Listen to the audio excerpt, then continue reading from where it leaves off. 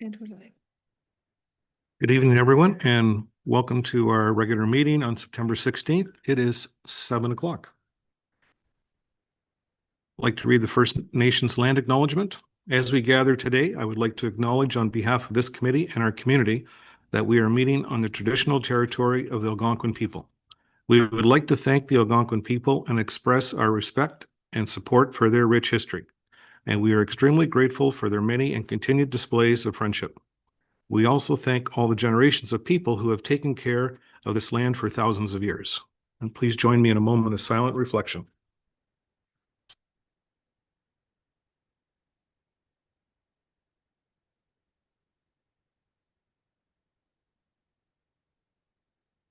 Thank you. Here is a brief summary of meetings and functions that I attended since our last council meeting. August the 3rd, we had an Irish gathering debrief with Councillor Brown and myself and the committee. On August the 4th, we had a closed county meeting. It was an all-day event to discuss strategic alignment and financial readiness. August the 8th, we had a special area rate with all of council, which I think we uncovered a few rocks, and I think things moved along very well. On August the 9th, we had a zoning bylaw update with the county planners and our CBO, Tyler. And August the 10th, there was a county council meeting, which included the committees of health, community service, and corporate services. And on August the 11th, I met with the CEO and our administrative staff. It was a positive and constructive meeting where everyone had the opportunity to speak openly, raise questions, and share their perspectives. We agreed to meet again to finalize some decisions, and the outcomes will be brought forward for the information of both council and the public. Reminders: Wednesday, September 24th at 3 o'clock, and I think there's something in correspondence also, the Municipal Day, and it's held in Pembroke on International Drive. And also Tuesday, September 30th is Truth and Reconciliation Day. And final note, September 23rd, we had scheduled a committee of the whole meeting. It will not be classified as a committee of the whole meeting, as staff and myself are working towards to get to a perfect solution for that meeting. There still will be a meeting, but it will be classified as a special meeting, which hopefully it can be broadcast on YouTube. The agenda will be distributed prior to the meeting, of course. And one item I believe that we need already to put on the agenda is a waste report. I think Harold wanted to say some things, so that will be the first item on that meeting. We are hopeful that October 14th will be our first committee of the whole meeting, as staff is preparing for the change. And does anyone have any pecuniary or financial interest to declare? Having seen none, we'll move on to our delegations. And first up is Jeff Muzzy. Welcome. Mr. Mayor, members of council, thank you for the opportunity to address you tonight.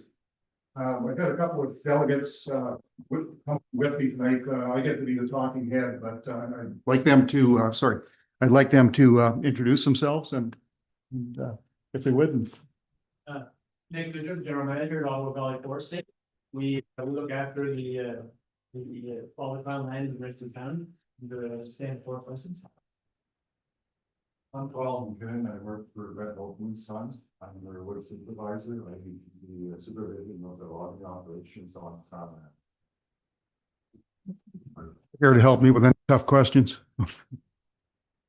At the meeting of this council on the 2nd of September, I listened to a delegate speak about the herbicide spraying program on forests in the Ottawa Valley. The presentation was full of inaccuracies and misinformation, and I'd like to present a more factual view. I'll divide this presentation up into 3 parts. 1, the role and duties of a professional forester. 2, basics of forest management and why we use herbicide. And 3, the science around glyphosate. What is a forester?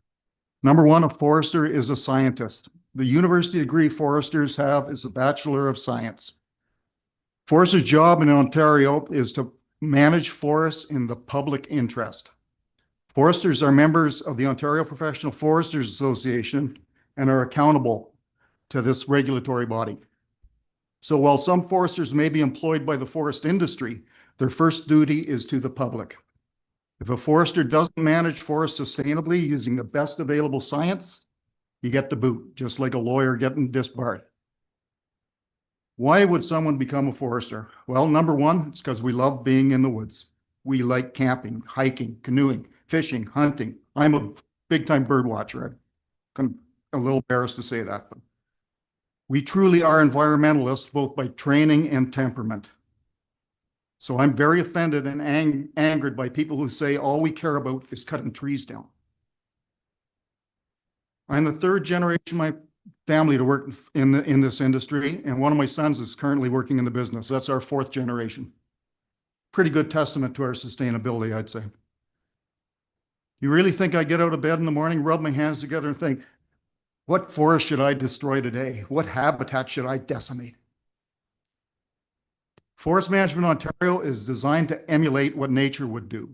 Without going into a lot of detail, okay, after all, it's a 4-year university degree, a 5-year apprenticeship, and decades of experience that goes into it.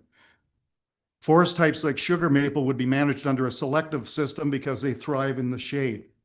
As trees age and decline in health, we target these trees for removal and use them for lumber, pulpwood, fuel wood. We remove no more than a third of the stand. Hardwoods forests regenerate themselves very successfully, so we don't need to plant trees in hardwoods. Pine types are a different story. The pine forests in the Ottawa Valley are a type of forest called fire origin. In the absence of human intervention, low-intensity forest fires periodically burn along the ground, creating conditions that favor pine while not harming the larger trees. These light fires burn off the competing vegetation and allow the pine seedlings to flourish. Well, for reasons that should be obvious to you, we don't let fires run wild anymore. So how do foresters emulate what fire would do? First, we harvest some of the trees, targeting those that are poorly spaced or unhealthy. Next, we do site preparation. That is, we use equipment that mixes the debris and the topsoil to prepare the site for tree planting. Then we plant trees, not in neat rows because these aren't fields, and the majority of mature trees are still there. 99% of people wouldn't even know these are planted trees. So that leaves us with a new forest that will develop over time. But these seedlings are just like the veggies you grow in your garden. If you don't weed, you won't be picking beans in a couple months. One of the ways we weed these forests is with a selective herbicide, allowing our seedlings a chance to grow. We apply this herbicide with aircraft or on the ground using different methods. Are there alternatives to herbicide spraying? There sure are. One of the alternatives is prescribed burning. That's when we deliberately set fire to burn out the competing vegetation off. It's great when you can do it, but there's drawbacks. First, there's a lot of risk. Lighting fires in the woods isn't something you can approach lightly, and fires can surprise you. You think you could plan for every eventuality, and the next thing you know, it's taken off into the next township. If conditions are good for prescribed burning, they're also good for wildfires, and the resources are limited. Another alternative is hand brushing. We send crews in with brush saws and they cut the competing vegetation back. Well, this can be effective for a short period of time. It is difficult to hire people to do this work. It's physically demanding and it is mind-numbing. And the simple volume of work that he's doing is just staggering. Usually like a poplar or red maple, when you cut it back, it resprouts with vigor, sometimes within the same growing season, depending on when the work occurs. So most of the time, this treatment has to be repeated. Quebec has gone exclusively to hand brushing as the province banned herbicide a number of years ago. I've read a study, it's a little bit dated, but pretty clearly shows that it isn't working very well. And they studied forest types we don't actually have here in the valley. And Nova Scotia went to hand brushing only, but gave it up after having a 78% failure rate in their plantations. Alberta has also ramped up their spray program because of having poor results with hand brushing. So sometimes we use herbicide, and that's after the situation is evaluated by a professional. The active ingredient in this herbicide is glyphosate. Glyphosate was first used as an agricultural herbicide in 1971. That's over half a century ago. It's probably the most studied herbicide in the world. There have been hundreds, possibly thousands of studies on the human health and environmental impacts of glyphosate. It's used extensively in agriculture, municipalities, golf courses, and a little bit forestry. Much of your food comes from fields treated with some form of glyphosate. I dare say if you ate bread today, the grain was grown with glyphosate. In Canada, pesticides and herbicides are regulated by the Pest Management Regulatory Agency. They always have these long names. It's PMRA. Glyphosate is a poison. Okay? Same as alcohol, same as caffeine, same as many of our prescription drugs. The key thing is following the directions. When applied according to the label and according to the Ministry of Environment, Conservation and Parks rules, there is no evidence that it is carcinogenic nor harmful to the environment. In 2017, a comprehensive review on studies of glyphosate use and impacts was carried out in Canada. Results were the same as they were in the EPA in the United States and the European Union. Glyphosate, when used according to the directions on the label, does not pose a health risk to humans or the environment. There's a chart from the National Library of Medicine I've included in your packages there. It gives a brief overview of the history of reviews conducted in Canada, the States, and Europe. A side note, Europe recently renewed the license for glyphosate till 2033.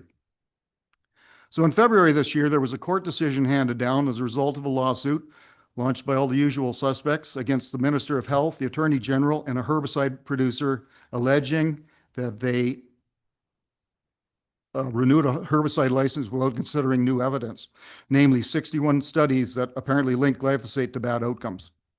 The courts agreed that this new evidence needed to be considered and gave the PMRA 6 months to comply. I've included in your package the federal court's judgment.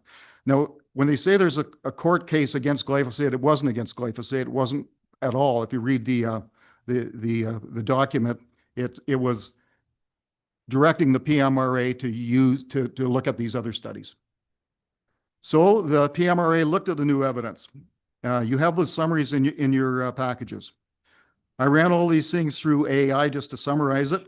I'm not a Luddite, I guess, but 42 additional studies were also reviewed, though this was not mandated by the courts. I've also included their summary and an AI summary of these additional studies. A quick look through and you'll see that these studies do not move the needle on glyphosate safety. In fact, some of them weren't studies at all, but reviews of existing studies with no new data. The PMRA concluded the existing reference values for glyphosate do not need to be revised, and the current risk assessment on file for the active ingredient glyphosate is valid. The issue has been resolved as far as the court hearing goes, and the renewal of the product in question stands. Of course, this doesn't make the newspaper, but this herbicide producer's license was renewed in August. I don't want you to take my word for it. I gave you the package there. Look through those studies. It's there.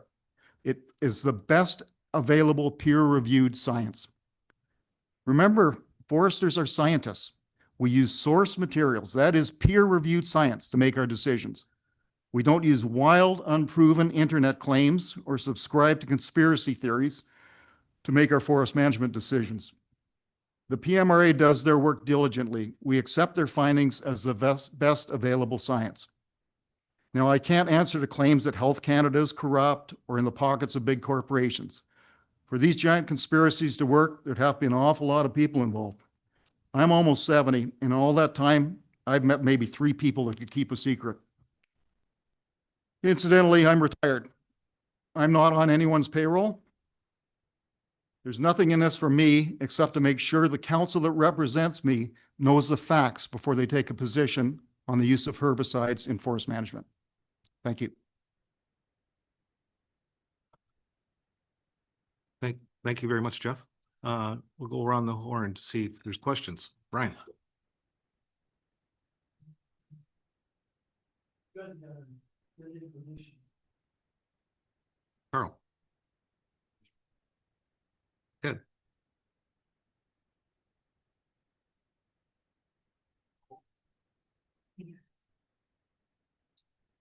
I gave you the short version. Maureen. The same. Oh. Thank you for the information, but yeah, it'll take some time to go through this. Yep, Bill. thanks.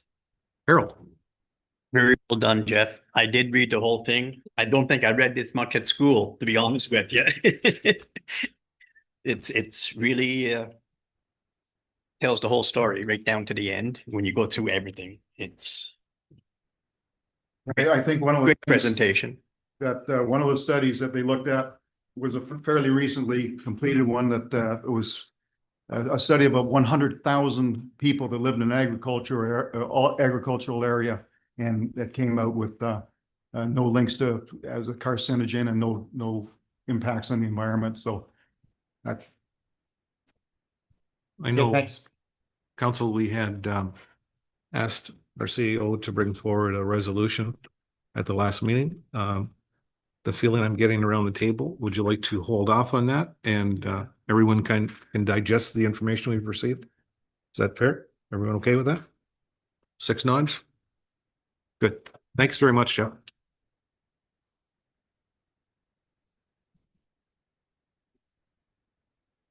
And now I'd like to call Carl up.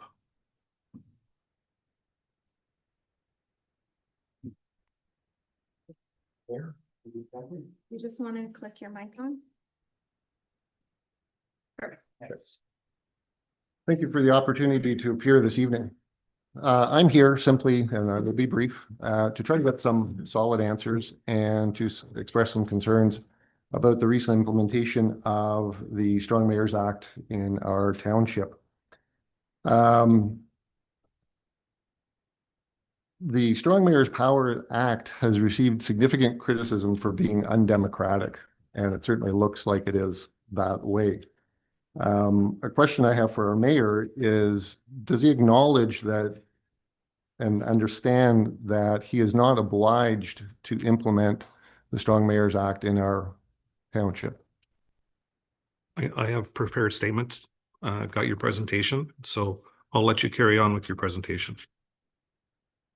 So no answer to the question. Not at this time. We'll wait until you send me. No. I thank you for the slide deck. In May of 2025, well before our mayor implemented the Strong Mayors Act in the township, the Association of Municipalities of Ontario expressed concern with the provision eliminating the need for council support and, quote unquote, recommended public consultation before continued expansion of the new powers. It's clear that no such consultation took place in our township. The province has also been quite clear on the purpose of the Strong Mayors Act. And in fact, the name of the act is the Strong Mayors Building Homes Act, otherwise known as Bill 3, and that it can be exercised for the advantage of prescribed provincial priorities. And again, quote unquote, reduce obstacles that can stand in the way of new housing and infrastructure development. So in a nutshell, it's there to support the building of new homes, transit, and infrastructure, nothing else. My second question to the mayor, and this is a question I forwarded last week, is I'm interested to learn what the mayor's specific plan is to support the provincial objectives that called for the implementation of the Strong Mayors powers in the township. Our mayor can't answer a question unless it's written down in front of him. So yeah, he won't answer any of your questions. Okay. I can guarantee you that. So I will express then the desire for our mayor to make it abundantly clear, hopefully, and he seems to be quite adept at putting out press releases, to exercise those same press releases and tell us specifically why he is implementing the Strong Mayors Act. Basically, is there a plan or is there a developer in the offing that's willing to build subdivisions? And now we need to take obstacles out of the way.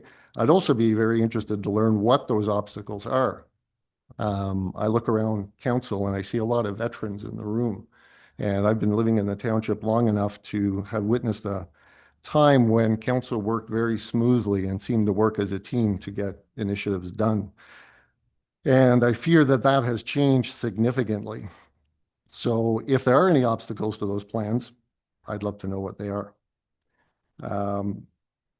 Lastly, actions speak louder than words. The council vote of September 2nd was clearly judging our mayor on his actions. Our mayor initially agreed to not implement these powers and clearly knew that they were optional by that act. Knowingly misled council in the letter when the act was implemented, stating that the implementation of these powers was mandatory. Went on public record on several occasions, misleading the public about the necessity of implementing these powers.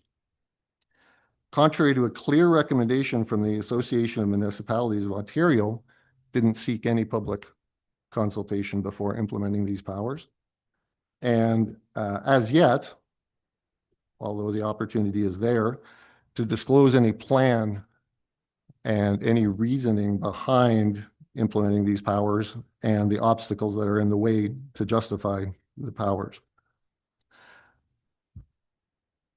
Now, despite the non-democratic powers of the Strong Mayors Act, council is still required. Support of council is still required. I attended the last council meeting, and I think I can clearly say that I witnessed a mayor that lost complete confidence and support of council. I urge the mayor to strongly consider the actions of the past and either get back with council and do his best to bring council back on side, or perhaps consider some stronger action that was suggested at last council meeting. Thank you. Appreciate your time. Thank you. Thank you very much for your presentation. And as council received the 4 pages in slide deck, I made a response to each one of the pages. So slide 1 concerned public consultation. The Association of Municipalities of Ontario has recommended that municipalities consult with the public before expanding the use of these new powers. While not mandatory, this aligns with the principles of accounting and transparency referenced in the Municipal Act 2001, Section 270, which requires municipalities to adopt policies on accountability and transparency. In response to this, council was presented with the idea of bringing in an independent municipal lawyer with expertise in the Strong Mayor framework on more than one occasion for an information session, including the public. Council decided not to move forward with that option. While I continue to believe outside expertise could have been helpful, I respect council's decision on this matter. Slide 2, priorities for KHR. We are a small municipality with limited resources. That reality does not lessen our responsibility to deliver results for our community. For us, the most practical way forward is to ensure our existing infrastructure is maintained, our planning is up to date, and our decisions align with moving this township forward in a responsible way. This means keeping our asset management plan current and actively using it to guide decisions on infrastructure and budgeting, making sure roads, water and wastewater systems, and our fire department are properly prioritized, supporting growth where it makes sense, sustainable, affordable, and consistent with our strategic plan. Growth should happen where services already exist, where it strengthens our community and where it fits our scale. For example, when it comes to community facilities, we should expand or improve existing recreational or cultural spaces where residents already gather, rather than duplicating services in multiple locations. Growth should be sustainable, affordable, and scaled to our township, not growth for growth's sake, but growth that adds value without stretching our resources too thin. Since 2023, the Ministry of Municipal Affairs and Housing has also emphasized economic development as a provincial priority alongside housing and infrastructure. For KHR, that means supporting local businesses, encouraging investment, and creating the conditions for sustainable community-scaled growth. Slide 3, purpose of Strong Mayor powers. Streamlining local governance means simplifying decision-making so council and staff can act more efficient, avoid duplication, and stay focused on priorities. In a small township, this can mean fewer committees, clearer reporting lines, and regular discussion that keeps business moving forward.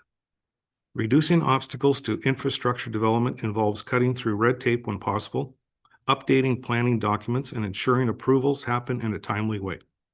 For a community of this size, that means focusing resources on maintaining core infrastructure, roads, water, wastewater, and fire services, while creating a planning environment that supports sustainable, affordable growth without unnecessary delays. The purpose of council is to govern, to improve services, and to build a stronger community, not to stand still. This work cannot be done by one person alone. It must be done together. Unity and consistency in our decisions are what build public trust and allow us to deliver results. Council, I remind you that under the Municipal Act 2001, Section 224, Council is the governing body of the township. Decisions are made by Council as a whole, not by any one member alone. At the same time, under Section 225.1 and OReg 530-22, the mayor has specific responsibilities, and those roles are complementary, not competing. While larger municipalities may take different approaches, for KHR, the path forward is about getting the basics right, doing them well, and ensuring both mayor and council are working together to carry the township forward. That also means bringing staff and the public to the table for respectful conversation on how to support KHR's growth. Following tax increases of 5%, 17%, and 3% over the past 3 years, the public is right to expect more from its elected representatives. Our residents expect us to meet, debate, decide openly as a team, and get things done. That is how progress is achieved. And that is how we earn and keep the trust of people we serve. Slide 4, the election results. In 2018, I lost by 82 votes. I didn't walk away. I listened, I worked, I stayed engaged. In 2022, the community flipped that result, giving me an 86 vote win. That 168 vote swing wasn't chance. It was a clear message. People wanted change, and they trusted me to deliver. And while I've been focused on that ever since, I can't do it alone. Real progress takes council, staff, and the public pulling together. So those are my 4 responses to your slideshow. I'd like to make 2 closing statements. The first is that you failed to answer the question about what provincial priorities the Strong Mayors Act is going to facilitate and what obstacles are in the way. You mentioned quite a long laundry list of township and council duties, which I don't envy any of you for having to go through and look after. The same laundry list of responsibilities, duties that existed with previous councils over decades. And that was done without implementing Strong Mayors Act. Secondly, and lastly, you used the term unity in a phrase in their unity of council. I do not see 6-1 non-confidence vote reflecting anything to do with unity. There's a strong chasm here, and there is some real problems. And as a taxpayer, I really hate seeing it degenerate into 2 more years of absolutely nothing getting done. Thank you. Thank you. We don't, Thank you very much. we always get an opportunity to ask questions. Sure. You, every time you get cut up, you seem to forget to let us get our opinion in. But I'd like to thank you for your presentation. A lot of good points. A couple things I just want to make clear. When he was reading his speech on slide 1, he talked about how there was no public consultation and council refused training. And so I'm just speaking for myself. I'm not sure about the rest of council, but we didn't believe we needed public consultation or training because the mayor did tell us that he was against it. So, and we've been through this before. He keeps bringing it up, but I do have a question for the mayor on your slide 2. You mentioned about having multiple recreational places, or how we should spend money in one spot instead of multiple. So are you suggesting we shut one of the rinks down, or because we only have 2 recreational places? We may not have a choice if we don't get a grant. Okay, there you go. What's that sound? Secondly, or thirdly, lastly, you're not going to get answers out of them. because his story changes every time he talks. He stated in Making the Leader that he was doing it because, what was your quote? It's slipping my mind now. But anyways, he went on the radio there a couple weeks ago in Killaloe, and it's a total different story. So I'm sure by next week it'll be something different. So, but again, thank you for your presentation.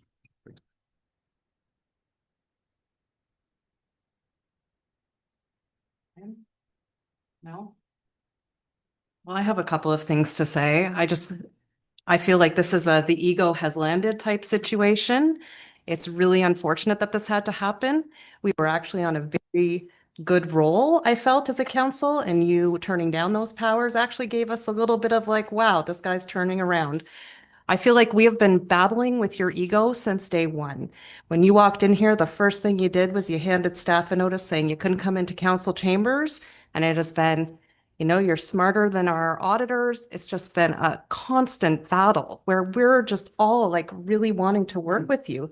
If you had come to us and talk to us about changing to a committee of the whole structure, you know what? Maybe we would have agreed to it. You didn't even bring it to our attention and give us that opportunity.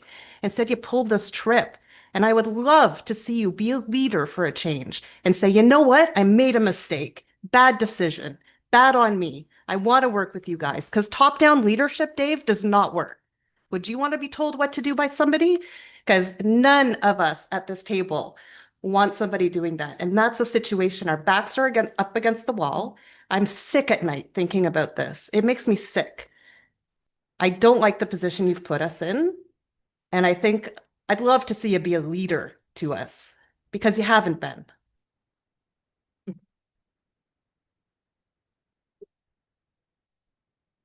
Yeah. I'm sorry. You talk about moving the township forward. All you've done since you brought all this BS up is move the whole township backwards. And I've been in volunteer recreation quite a while, even more since the day you walked out on it and let the kids high and dry. When you just come up and said about shutting down a rink, I've got about $24,000 of recreation money in the bank to put towards the Round Lake rink to start with. When you start talking about shutting it down, well, Mr. Mayor, you're just going backwards.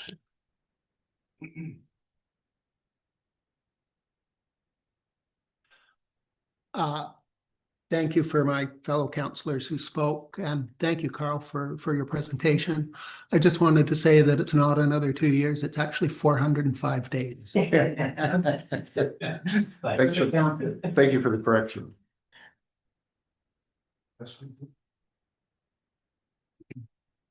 By the way, I won't be running in the next election. I'll be here 31 years. And I put up with this, how many days? Like 405 more. 405 more. And this is I'm not saying council, this is the worst time I've ever put in the last 4 years and in 31 years. Thank you.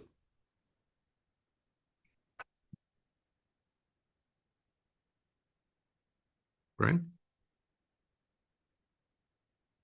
Just to clarification on Harold's point, as far as closing the rink, if you heard the whole conversation with Ted, and there was an auxiliary part after when Ted asked me that, am I closing the rink? And the answer was that if we can't get a grant, we may end up closing the grant. If your boards fall down, who's going to replace them and how are they going to be replaced? So we can find a way. We have enough good people in this whole community.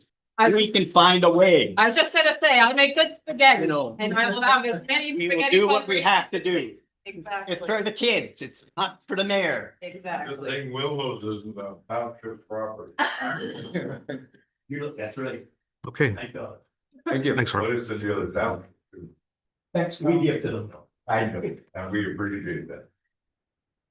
Okay, motion for the minutes of the previous council meeting. Moved by Harold Levine, second by Bill Smith. Motion to approve the minutes of the regular council meeting of September 2nd, 2025, open and closed sessions, understanding closed minutes remain confidential.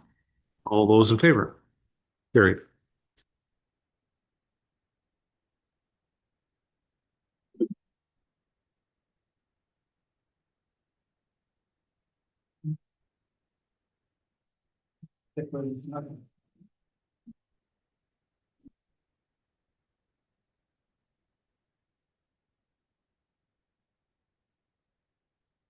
Motion for the special meeting of June 24th. Moved by Harold Levine, second by Maureen McMillan. Motion to approve the minutes of the special meeting of June 24th, 2025, open and closed sessions, understanding closed minutes remain confidential, and September 9th, 2025, open session. All those in favor? Carried.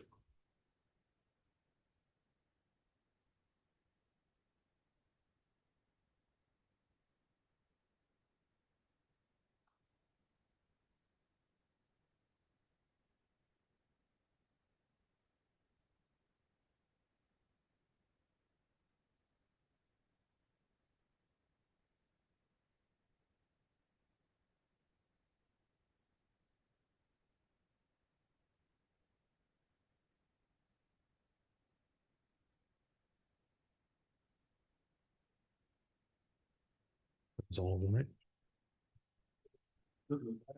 Question. Are you running in the next election, Mr. Mayor? Haven't decided yet.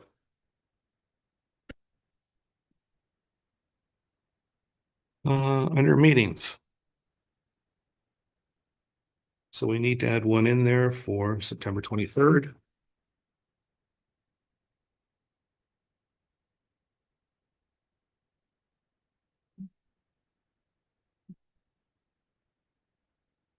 Question on meetings.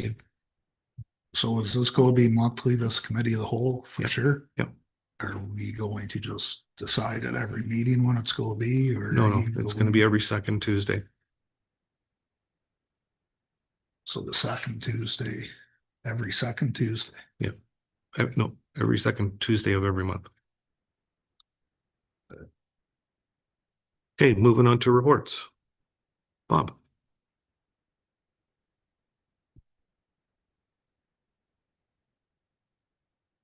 Thanks, Dave. On a lighter note, our operations since, Your timing is excellent. operations September the 5th, there's a tree on fire on a hydrant line on Old Trestle Road. And we were going right along and nothing else was coming up, so I did up this report. On the weekend, of course, we had 2 calls yesterday. One was a smoke alarm at Round Lake Road. And more concerning is a bushfire at Jack's Lake Park. We ended up with 12 guys there and 6 apparatus, but she's drowned. Ongoing activities, weekly truck case checks, monthly equipment checks. And what we done on August the 28th, we took every piece off every truck and checked it out and re-identified where things should be and on the right truck and the right cabin. So we got organized again. Recent events, August 21st, we had an officers meeting. August 28th, we had the Kid Castle inspection. September 3rd, we had the Renfrew County Fire Chiefs Association quarterly meeting. September 9th, bi-monthly meeting. September 16th, the Ontario Association of Fire Chiefs presentation on overview to Ontario Fire Code changes, and that was a lovely couple of hours. The Ontario Fire Code's been rewritten to match more of the national fire codes and the building codes that are out there. We'll work our way through it, but there's over 2,500 changes, and even their overview presentation today was 85 pages long. Yeah, so September 16th, we're doing the start of certification specific training, and I'll get to that in a second. Tomorrow, we're doing the Battle Shield pump testing and certification, an annual requirement. September 17th also is an OAFC town hall. I'll catch that in the evening. October 3rd, we have planned a truck visit to Kids Castle. October 7th, fire prevention training for both KPS and St. Andrews schools. I'd say in Fire Prevention Week. November 25th would be a bi-monthly meeting. Recent training, SCBA, that's the air packs that we wear. 3-minute testing, extinguishers were practical. The SCBA, there's two sort of time frames. Just when we've been training in the past, we had to get it on and everything tidied up and closed up and zipped up and had to be done in 1 minute. Then we had 1 minute for the bunker gear and 1 minute for the SCBA. We now hear the testing time is 3 minutes. My guys are loving it because they were doing it in the 2. Upcoming training, August 26th is skills testing for certification.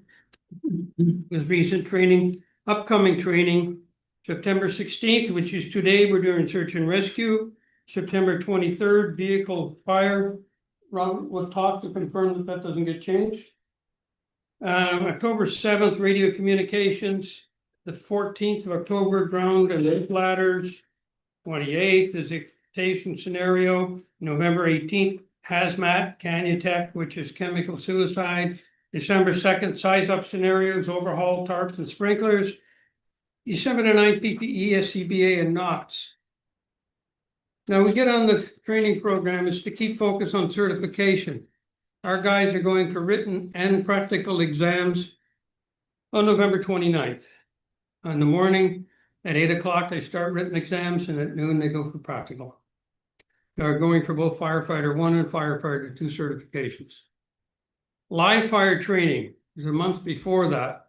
Live fire training units coming to Renfrew County from Wednesday, October 29th until September 2nd at North Oklahoma Wilberforce Snowdrifters Race Facility in Eganville.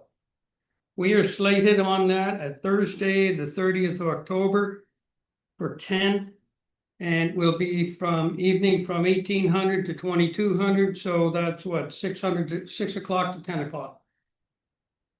If my clock is correct here.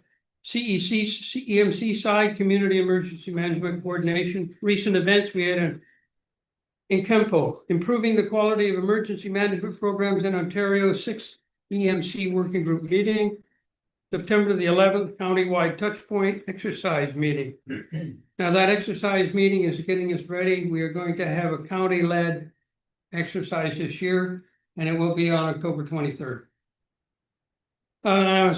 We got a bunch of Kempo meetings coming up and a bunch of training stuff. Get all my guys ready. Where they need some help, we'll run extra time, extra days.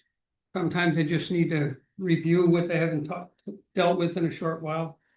So I got one other piece of paper here, which I'd like to refer to. I just got it. It came in at 11:29 this morning. He's got these lovely little books here. They're made for, there's different books for different kids. Some are for really young ones, some are middle grades, others are up to grade 7s and 8. There's questions, there's puzzles, there's information and whatnot. And there's this company we'll deal with, and it's for community safety net resources. These are produced for us, depending on how our businesses and whatnot support the program. Some people get excited because they're based in Winnipeg. That's just because, well, that's where the guy lives. Okay, we are listed on the front page. My name's on there as well for references and et cetera, et cetera. But it's based on the amount of support that we do get. And in here, your fire safety books are being printed now and will be delivered to you by October 3rd. Your community was generous. 10 partners in safety listed below have invested in 85 resources, $85. That's nearly double the support he had last year. Thanks again for providing the list of extra businesses, blah, blah, blah, blah, blah. And he would have got here. Thank also the opportunity to partner with your fire department again to help protect KHR kids. Have a great day. So I would like to thank our businesses that are supporting our fire prevention program. We got McCarthy Fuels and Propane, Lake Point Cottage Resort in Golden Lake, the Homestead at Wolf Ridge Golf Course, Mask Electric, Round Lake County Store, Eva's Cafe, Round Lake Heating and Air Conditioning, Round Lake Food Market, Killaloo Hardware, and Well Electric Plumbing and Heating.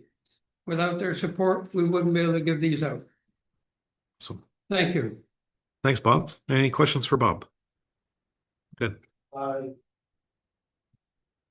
Yeah, I have a couple, Bob. What was that? Bushfire started from a campfire? Campfire and people that disappeared, whether they thought it was out or what, but it wasn't. I have seen a lot of people camping there lately for some reason. One of your captains gave me a call and requested that I come once a year just to meet with firefighters with their concerns with my emergency management committee. If you can just pass on to your firefighters that they'll have to figure something else out because we don't have that committee anymore. So I'm not sure where they'll put their complaints. I'll let them know. And we're open. We talk about things. Sometimes they don't like my decision. Yeah. And I'm just wondering, any luck hiring anybody? And we have lost a few. We've had one question. There was one individual way up Traymore Road, but he's a long way from the fire hall. Our radio communications are really bad to start with, let alone add that type of distancing in before we even get to the site. Anything else? Thank you. Thank you. Thanks, Bob. Colton. All right. So I prepared a short report for council tonight. Going to kind of run you through what's been going on the past month. So Songs in the Park is concluded for the season. The biggest turnout this year was at Round Lake with 64 people. I begun Remembrance Day planning, just kind of ironing everything out. Earlier the better. Been starting to plan, and our Halloween event is in full effect. You can pick flyers up at all our local businesses or the township here. I'm requesting if council can allow me to increase $750 to the allocated Halloween event. When the Halloween budget was originally prepared, volunteer capacity was low, and I kind of based the expense off of what I could do by myself. Now with an increased number of volunteers and more support, more resources, we're actually allowed to expand this event into something that, can be more captivating, engaging, community driven. And I'm just wondering if council would allow that. And I will note that with the 2 grants I got for Canada and the grant I got for the Irish Gathering, those 2 events are under budget.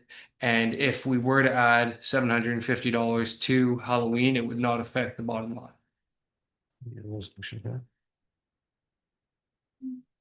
Because of money. I gotta. Yeah. All right, Carol. Volunteer Recreation, Colton will give you the $750 to up your Halloween thing, our Halloween thing. So. Go.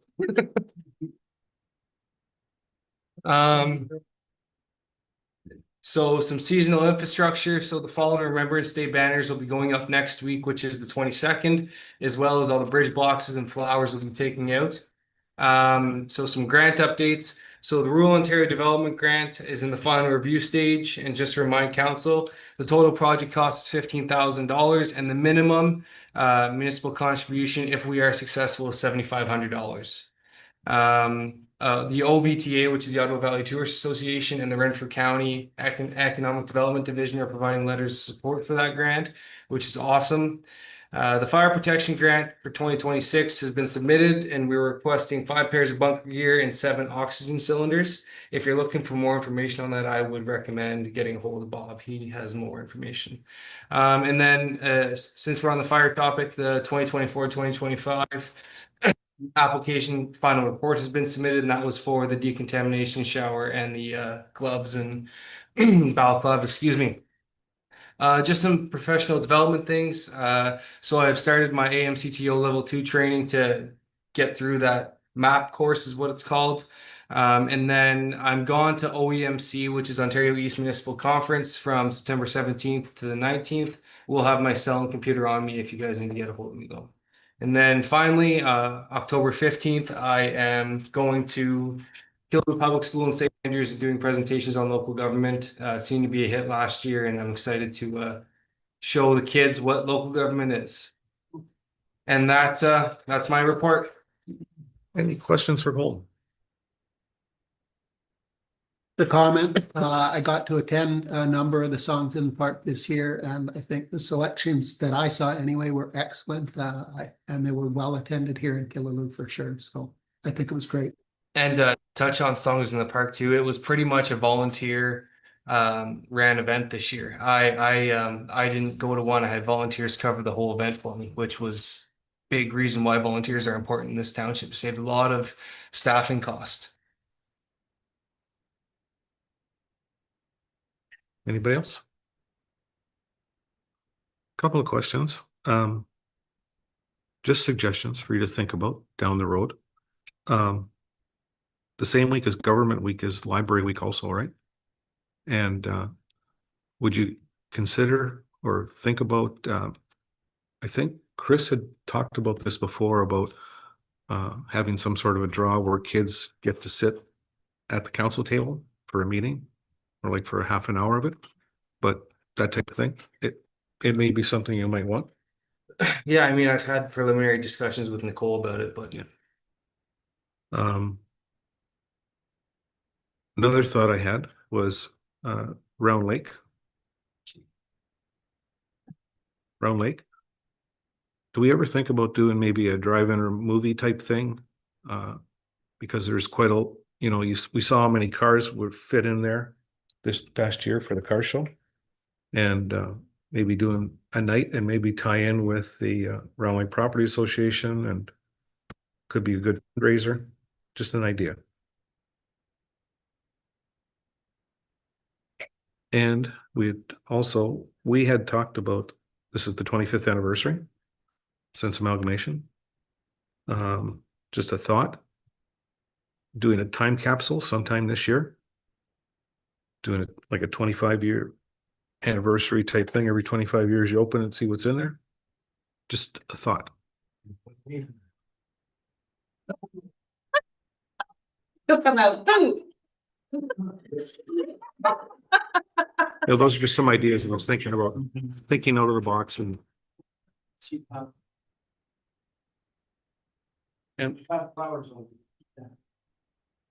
my last one is Pathway Park. With the 4 big chairs, and they're always there, but it's always an open field. I was at a presentation with OV Chaos. Have they ever done an outside pop-up art festival? So we're working with OV Chaos to come up with some ideas for Pathways Park, but there's still thoughts in motion. Yeah, so they will come. As they were doing the presentation at county last week, I was just sitting there thinking about Pathway Park, and there's so much space, and doing, you know, maybe doing something firm where once a month the artists can come and show their wares. So we're also talking about that. I'm going to bring something to council in the next little while. It's still being developed. Perfect. Yeah.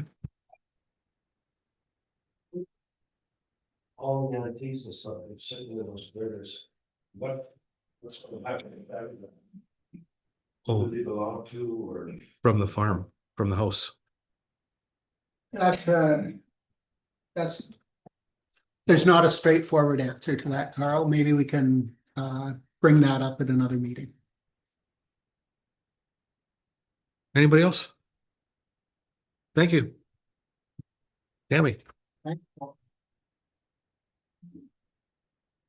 Okay, so I just wanted to advise council that the township received 1 submission for the C&D grinding RFP for the waste processing at the Killaloo Waste Disposal Site for 2025.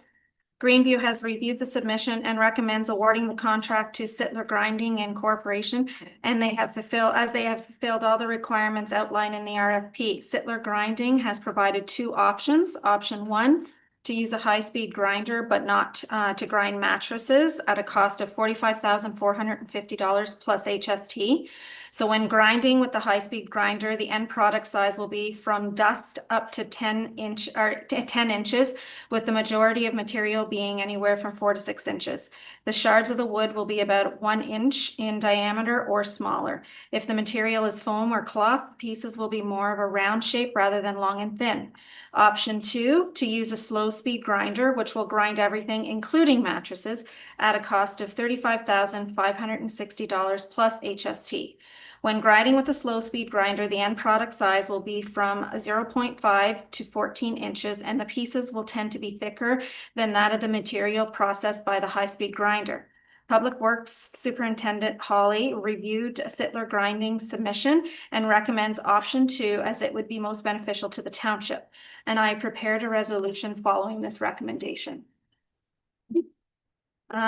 Before we do the resolution, does anyone have any questions?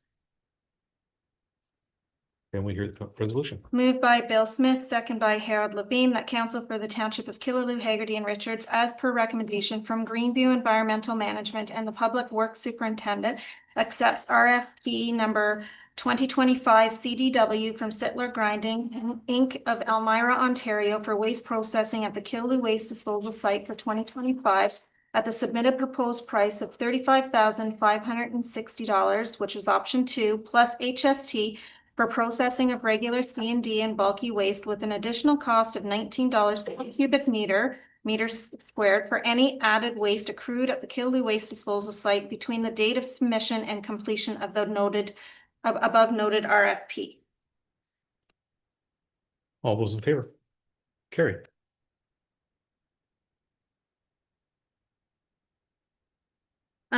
So the second thing I have is the special area rate. So the special area rate was discussed at the special meeting held on September 8th, 2025. During the meeting, council reviewed and directed that certain cost components be removed. So I prepared a motion to formally implement these changes, ensuring that the special area rate moving into 2026 reflects the updated direction of council. So we had a full night of discussion and questions. Does anyone have any other questions that they may want to bring up at this point?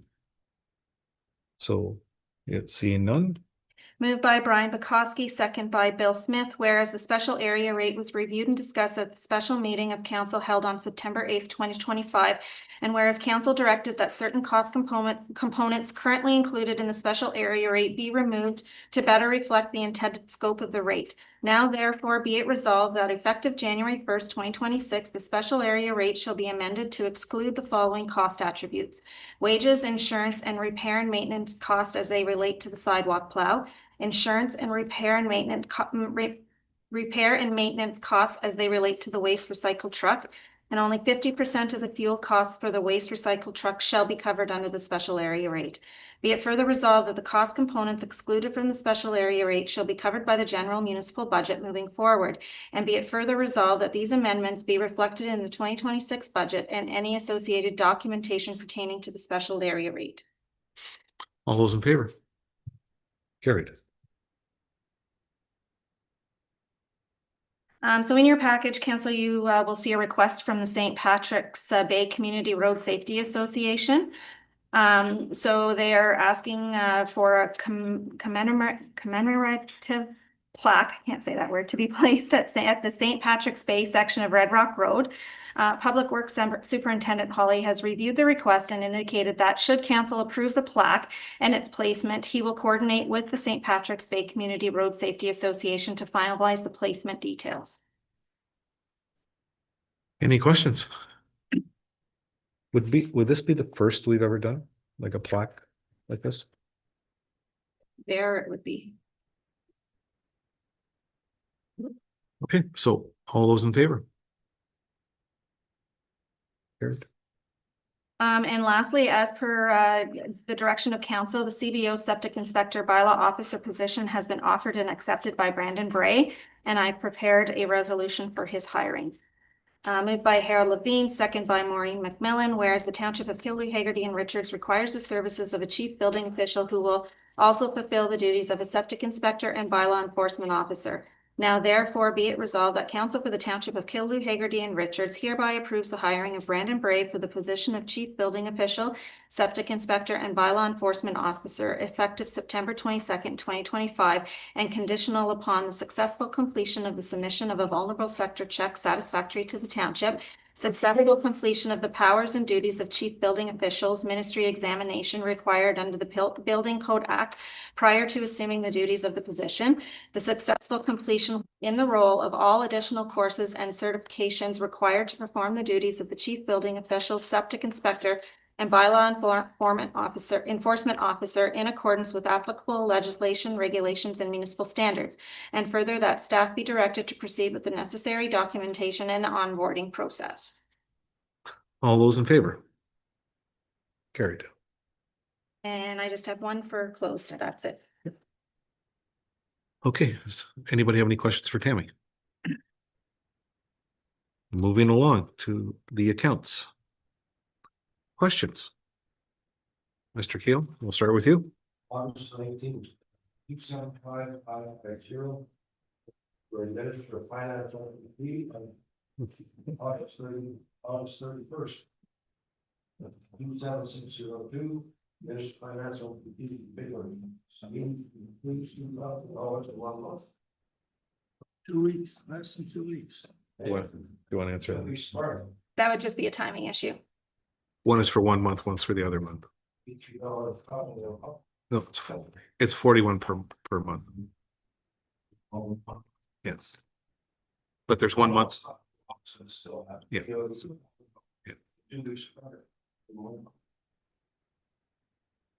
Right? Yeah, I had that same question because it's hard to understand why like the 2 checks were in less than 2 weeks. 2 checks for $40-some thousand. We wrote the second one early. Just a timing issue. Any other questions? Yeah. 27576. Oh, the Up and Up, that's our website. Okay, I didn't know what it was. Yeah. Thank you. It's okay.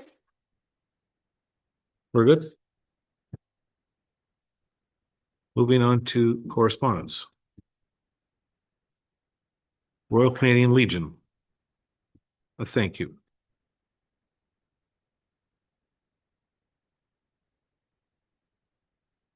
Enterprise Renfrew County Summer Newsletter.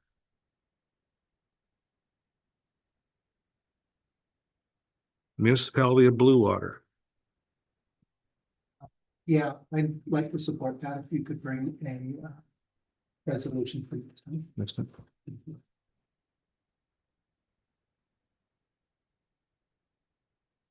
one. Statistics from the Killaloe and Area Pickleball Club. For your information.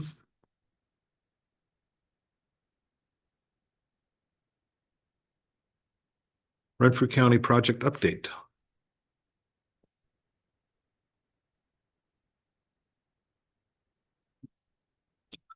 County of Renfrew Municipal Day, as we mentioned before. There's a listing of all the things that are going to be happening.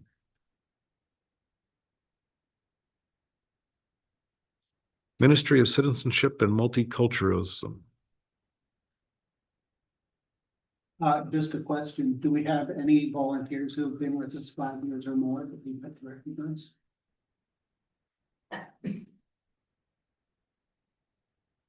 No? Guy in the red shirt. Can't be paid, he's paid them. Okay.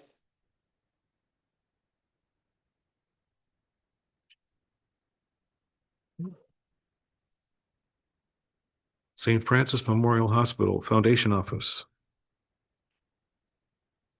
Match it and win for local healthcare.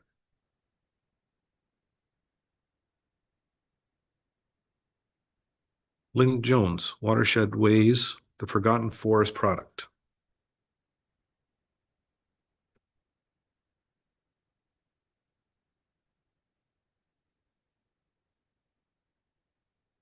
The 2026 census. As you've read, there will be a census in May 2026. and they're looking for employees. So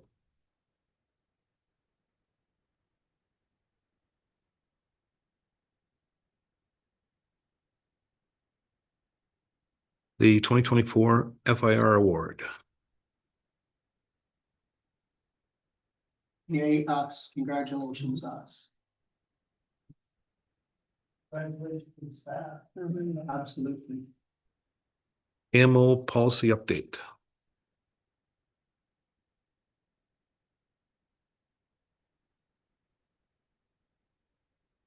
Ontario investing more than 746,000 to train and protect firefighters.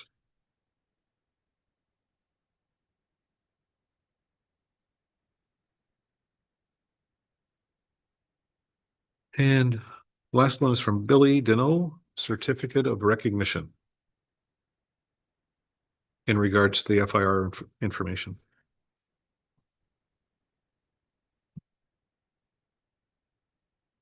So we'll keep that one from Blue Water. We'll bring it back next week as a resolution. Okay. Any unfinished business? Any new business? In that case, we are going to committee of the whole. Moved by Ted Brown, second by Brian Pekoski, motion to move into committee of the whole. Be it resolved that council move into a closed meeting pursuant to section 239 of the Municipal Act 2001 as amended for the following reason: personal matters about an identifiable individual, including municipal or local board employees. All those in favor? Carried.